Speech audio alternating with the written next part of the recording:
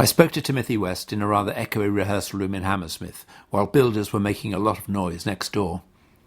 Timothy West comes from a long line of actors, and he is married to Prunella Scales. Their son, Samuel West, is carrying on the tradition of what Timothy likes to call the family business.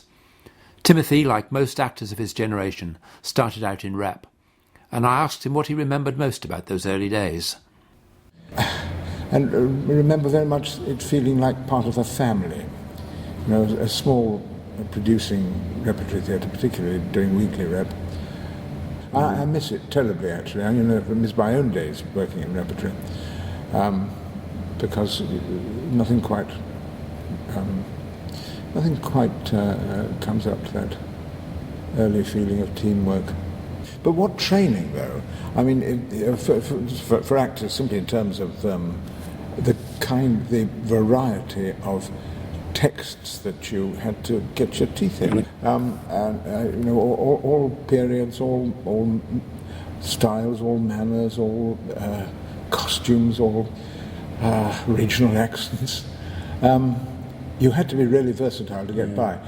Sad thing is that nowadays, of course, at least as far as television is concerned, versatility counts against you. Yeah.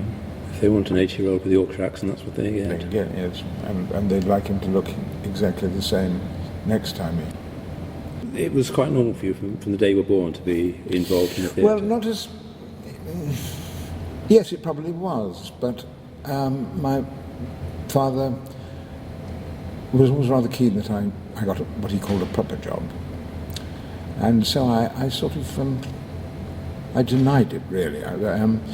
In the end, I did 2 or 3 other jobs, and finishing up with being a junior recording engineer for EMI, which I enjoyed because I'm very fond of music. But I was a member of so many amateur... Where was this? This was in London. This was in London, it was in Hayes. But I was a member of so many amateur dramatic societies, I think about 7 at one time, and spending an awful lot of time with them. And my boss at EMI one day called me into his office and said, "Do you think you ought to start getting paid for the thing to which you're giving most of your time, attention and wakefulness? And should we just say goodbye?" What year was this? How old were you then? Best thing that happened to me. I must have been, it was 1956, so I would be 22. It was the beginning of reel-to-reel tape. Next step was I was married. I'd just recently been married, not to Prunella, but to my first wife, Jackie. And we had a house in Wimbledon. And my mother-in-law, who was a rather powerful woman, knew Peter Haddon, who ran the Wimbledon Players, whatever they were called, the Peter Haddon Company, at the Wimbledon Theatre, and said, "Could you get him in?" And he said, "Well, I could always use a male student ASM." Student being an important word. I was one myself. Have to actually, were you? So they didn't have to pay you, did they? £3 a week I got in Oh, England. good old you. I got £1.10, but then you're slightly younger. And that was the start of it, really. I mean, it's extraordinary to look back at Wimbledon Theatre, which is, even if you close the gallery, it's a 1,400-seater theatre, weekly rep, and people came. And it has the advantage of being near London, because it was very often a problem in those days that people didn't want to work in the provinces. That's right. And there were half a dozen around, like Wimbledon, Bromley, Hornchurch, whatever, where people could go home at night and were very happy to do it. So you've got good people there. That's right. Which you possibly wouldn't get in Perth or Dundee. No, right. So what parts did you play there? Well, the parts just were extra, weren't they? I mean, I was sweeping the stage, making the tea, helping make the props. What year was this again? 1956. 56 again, okay. Yes. Timothy West's father, Lockwood West, was a well-known and respected character actor working on stage, in film and on radio. I asked Timothy how his father had felt about his son becoming an actor. When I started to get, sort of edge onto the map of recognition, he was rather proud. the way parents are. I don't think he ever. He was a very humble man, and I don't think he ever thought it suited him to give me advice. Gave me advice about practical things. Because I think in those days, a lot of the really old actors who'd been working in the 20s and 30s, there were lots of sort of tricks of the trade and things that were passed out from musical days almost. Things like that, yes. I mean, things like before you, in the old days where there'd be the floats, before your exit, you stamp your foot, the floats would flare up and you would get around, and things like that. That sort of thing, yes. Did you never pass on any things like that to you? No, he said, listen, if you're playing old parts, as I very often was, don't wear one of those awful wigs from Spahns or whoever they wear. They are terrible, and they have canvas fronts, and you have to paint the canvas front, and then it's unusable for the next person next week who uses it. So my advice is cornflour. So I always use cornflour, and that was cheaper, and it works. Unless you have to go out in the rain, which I did once. It was a theatre where I had to go off on one side of the stage and come back on the other in a rainstorm. And of course I didn't realise what had happened to it. But the girl with whom I was playing the scene shrieked and was furious with me. She thought I was sending her up because what had happened, these blobs of junket all over the head. No, I think I got the little sort of odd job. Would you have liked to go to drama school? At the time, I didn't see the need for it.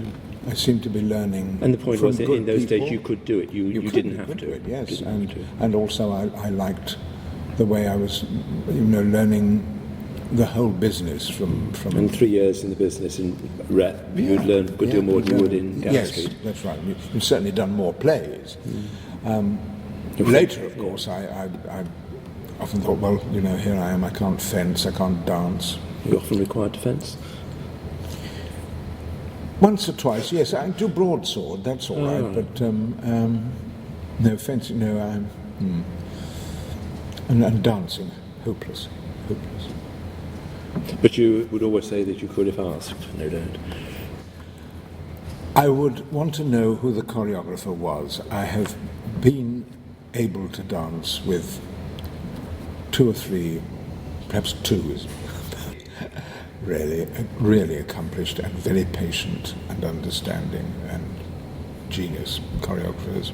We were doing a play called Thieves' Carnival on tour for the Prospect Company, and Julian Glover and Martin Potter and I had to do a dance. It wasn't very difficult. And we're all awful dancers. I'm much the worst, but we were all pretty terrible. And there was a very, very nice choreographer called Bill Drysdale. And he came and he said, well, it's very simple, Tim. You just, on the third beat, you step off with the left foot. No, left foot. Look, it's just like walking, really. We'll think of something even easier. And it began to shake slightly and began to smoke rather heavily, and I noticed he wasn't shaving very well. And then, after about a week, it just disappeared. Never came again, and we never got it right. We went on and I don't think at the end of the tour we never got it perfectly right. We got it a bit better, but really 4 years later, I was doing a telly in Manchester, and I came downstairs in to my digs, Mrs. Mackay's digs in Daisy Avenue, famous.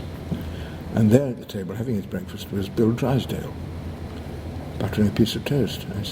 I said, "Oh, Bill, do you remember me? Timothy West, Thieves' Carnival." He said, "You're not doing ragtime for the BBC, are you?" I said, "No, I'm doing a series for Granada." "Oh," he said, "how are you?" He'd remembered it all that time. Oh dear. Tell me about Mrs. Mackay. Oh, Mrs. Mackay, well, yes. She was the kind of archetypal landlady. Because there was a type. There were, fortunately, everywhere. And the house was called Astra House, the home of the stars, in Daisy Avenue, Manchester. And she was a wonderful malaprop. She said, well, I've got that Alan Cuthbertson coming next week. I hear he's a bit pedantic. And one day she said, I've got a big professor from Jerusalem. Oh no, she said, I've had a big professor from Jerusalem last week to me. And he was brought in by Mr. Herbert Wise, and Mr. Wise said, I've got this big professor from Jerusalem. Would you, if I brought him in on Friday, would you make him a lovely tea? So I did. Gave him a lovely tea on that table where he was sitting now to me. And this big professor of Jerusalem came in, and he placed some grey rolled objects on the table, and I could see at once they were papyrus, because I know about Egyptology. My father used to take me to the museum on Sundays to watch the mummies. And and the big professor from Jerusalem said to me, Mrs. Mackay, what you are now witnessing are none other than the celebrated deep sea rolls. Kindly do not breathe too heavily, or you will destroy the fabric. Oh, I've had them all here, Tim. And there was one a week. Yes, she was wonderful. But they were a real breed. Oh, yeah. And every big town has them. Thank God for them, because what do you do without them? It's just cheap hotels or other dodgy B&Bs sometimes. No, there are some still alive and around, and it's because they like the chat. They like. But they're not institutions as they used to be. Not institutions, but they used to be.